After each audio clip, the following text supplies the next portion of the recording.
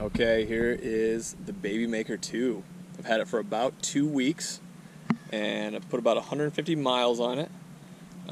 Before I bought it, I was excited to get a unbiased review on YouTube, and so I haven't seen one yet, so here's mine. Let's start off with, again, the positive. Overall, I love this bike. It's super fun. The carbon gates belt drive is so sweet. There's no shifting, which makes the bike overall light, 35 pounds. Compared to my road bike, it's a brick, so I kind of forgot how light road bikes are. But the first thing about this bike is it's just super fun. And I know from other videos you're not gonna be able to see this display very well, but it's pretty easy. Pops on level 1, and this is a cadence sensoring bike. So I'm gonna get going, and we're just gonna go through the speeds, because that's what I was most confused about before I bought this bike. I figured I'd always use it on level 1, but here I'm gonna pedal just super light and let the bike do almost all the work. You might not be able to see it, but I'm going about 8 miles an hour, which is okay. But if I go 10 miles an hour, I'm doing 100% of the work. When I kick it to off, to go to 0, there's no difference in effort that I have to put in. So I thought I was going to be able to drive it with 1 or 2 level all the time, and it would just help me out a little bit, but that's not the case. So 1, I'll slow down again so that I'm just going off the bike power. It gets me to about 7.5 miles per hour. So when I bump it up to 2, and let the bike do all the work, it's about 10 miles per hour, or 11.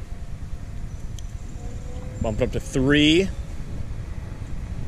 kicks up to about 14 miles an hour again. I'm just letting the bike do almost all the work here. This is not how I normally ride. I usually maybe kick it in like 50-50. So at 4 out of 5, I'm at 16 miles per hour. And again, because I can't shift, my cadence is going along with this bike every step. And this is about the right cadence to be comfortable. So I love level 5. I've been riding level 5 pretty much the whole time. The problem with it is you can see my cadence, it's just a little bit faster than I like. It's a little bit faster than is super comfortable. I wish I could shift right now, but I'm going about 22 miles an hour, so it's nice and fast. All right, I'm gonna turn around here.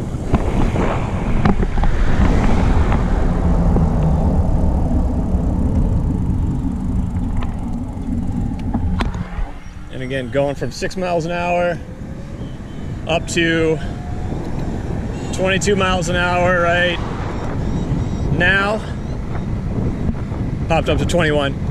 It goes fast. It's zippy. It's really fun. The other thing I didn't realize, I'm going to push this back down so we don't get too much wind control interference with the audio. The other thing is the difference between cadence sensoring and torque sensoring. So I got to ride another bike as a Ride 1 Up, and it was a torque sensoring bike, which I did like more because you could control your speed very accurately, almost go exactly as fast as you want to go. And because if you pedal a little bit faster, it kicks in a little bit more. You let off, it lets off. So it was really nice to be able to have that control level. So, but for budget-wise, that bike was almost twice as much. So I didn't expect that level of control with this bike, but I didn't really know the difference before I bought it. So if you're out there, and what I found actually is that with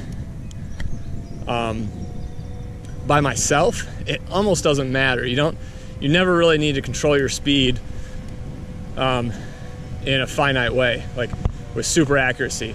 But when you're riding with somebody else, it's really nice to be able to control your speed. So right now I'm going up a really steep hill. When I see bikers go up this hill, they are struggling. And I've gone up this hill many times on a bike and just had to struggle. But even with one speed, I'm at 3 right now, going 11 miles an hour. Kept it up to 4, still going 11, 5, still going 11. So I guess I've like maxed out the power here. But I'm not helping that much, just a little bit. It's a super steep hill. Again, with my regular road bike, I'm on gear, 1 or 2, and I'm pedaling hard.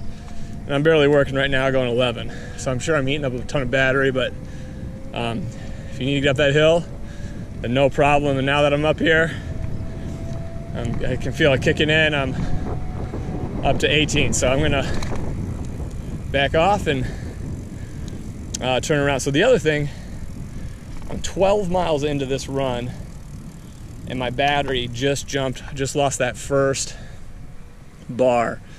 And other people said this, and I'll reiterate, the battery sensor is not accurate. So what I found is when that first battery leaves, you're about 50% done. So I've been riding mostly on level 5. I get about 26 miles per charge before it all the way dies on me. And my commute to work and back is super flat. I'm about 150 pounds. So if you're gonna ride it on level 5, then expect to get 25 to 30 miles per charge. I think the very first time I did a lot of riding on 4, as I was just getting used to this bike, and I was able to do a little longer. I still had a lot, seemed like I had a lot of battery left. I don't know how much I actually had, even when it was at like 30 miles when I started to recharge. And then the last thing I'll mention on this tutorial are the brakes, which are hydraulic disc brakes. They're good. They're not amazing. I have hydraulic disc brakes on my Specialized mountain bike, and one bike, I have 2 fingers on the brake right now, but 1 finger on that brake, and I can stop on a dime. These are good brakes, but they're, for being hydraulic disc brakes, they're below average, I would say. But overall, man, this bike has been so much fun to ride. I've done a lot of longer rides that I would never do, like commuting to, play a sport. And the fields that I play on are 10 miles away, and so I've always driven. And I didn't think twice before taking this bike, 'cause it's so fun and fast. Hello. Hi. And so basically, like I said, I'll still give it a 5-star. The other thing, as you can see here, I put up my own light on. It does not come with a light. So I think it'd be pretty sweet if they were able to easily integrate a nice front and back light.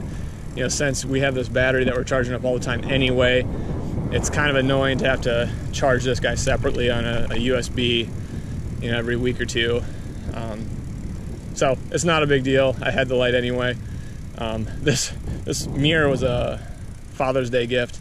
I thought I would never want a mirror, and it turns out that it's actually really helpful. So if you've been a biker your whole life and never needed a mirror before, somebody buys you a mirror, just use it, because they're actually very helpful and fun. So if you ordered one of these, enjoy. It's an awesome bike. Overall, it's great. Just a few things: that the battery sensor is not super accurate. The brakes are good.